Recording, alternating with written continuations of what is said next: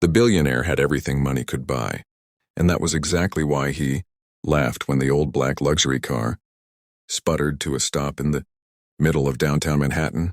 Traffic piled up behind him, horns blaring like an orchestra of impatience, but he didn't care. He stepped out in his tailored suit, glanced at the smoking engine, and smirked like the situation itself was beneath him. Around him, his security detail and business partners chuckled nervously, unsure whether to laugh or stay silent. Then he noticed her, a poor black girl no more than 14, standing barefoot near the sidewalk, her clothes torn and stained with oil and dust. She had been watching quietly, her eyes sharp, curious, intelligent. When she spoke, her voice cut through the noise. "Your fuel line's cracked. You're flooding the engine." The men burst out laughing. The billionaire bent forward, hands on his knees, laughing hardest of all.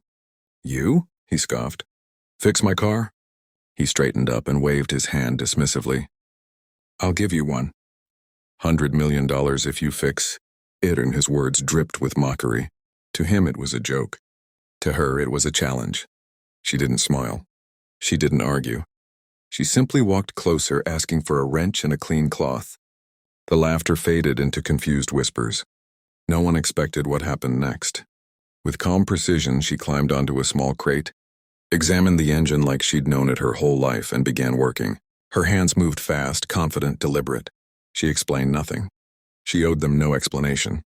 10 minutes passed. Then 20. The billionaire checked his watch, still amused, still convinced this was street theater. But then, the engine stopped smoking. Silence fell. She stepped down, wiped her hands, and nodded once. "Start it now." The billionaire hesitated. His smile faded. When he turned the key, the engine purred smoothly, perfectly. The street went quiet. The men stared. The billionaire froze. And that was the moment everything changed. If this story already has you hooked, make sure you subscribe, because what happens next will completely change how you see success, poverty, and genius. The billionaire didn't speak at first.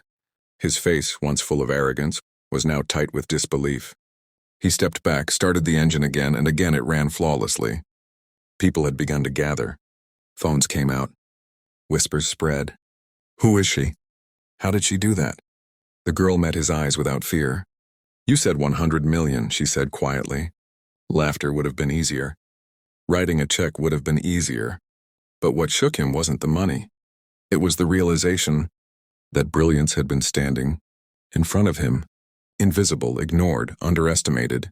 He asked her where she learned to do that. Her answer crushed the crowd. "My mother was an engineer. She died fixing cars because no one would hire her. I learned so we wouldn't starve." The billionaire swallowed hard. That day he didn't just pay her. He funded her education. He rebuilt her life. Years later, she would become the youngest automotive engineer to revolutionize clean engines worldwide. And the billionaire?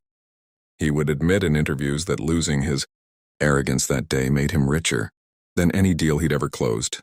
Because wealth isn't money. It's recognizing genius before it's too late. The world didn't change for her overnight, but it cracked open. The next morning, the video of the broken-down luxury car and the poor black girl fixing it had spread across social media like wildfire.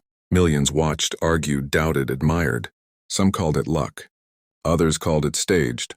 But the billionaire knew the truth, and so did she. He kept his promise, not just with money, but with opportunity. He placed her under the mentorship of the best engineers in the country, enrolled her in private schools where students had never known hunger, and surrounded her with people who finally spoke the language her mind had always been fluent in. Still, the road wasn't easy. She faced classrooms where whispers followed her, boardrooms where smiles hid disbelief, and interviews where they asked about her past instead of her genius. But every challenge sharpened her resolve. Every doubt became fuel. Years passed, and the girl who once stood on a wooden stool over a stranger's engine now stood on global stages, unveiling technology that changed how the world moved. Cleaner engines, safer systems, affordable designs, meant not just for the wealthy, but for families who struggled like she once had. When she finally invited the billionaire to the launch of her company, he sat in the front row, quiet, humbled. She didn't thank him for the money. She thanked him for listening when everyone else laughed. And when reporters asked her what advice she had for the world, She looked straight into the camera and said, "Talent doesn't look the way you expect. If you judge people before you hear them, you might miss the miracle." Standing right in front of you. The room erupted in applause, but somewhere, a child watching from a cracked phone screen felt seen for the first time. And that, more than the money, more than the fame, was the real legacy born that day on a crowded city street.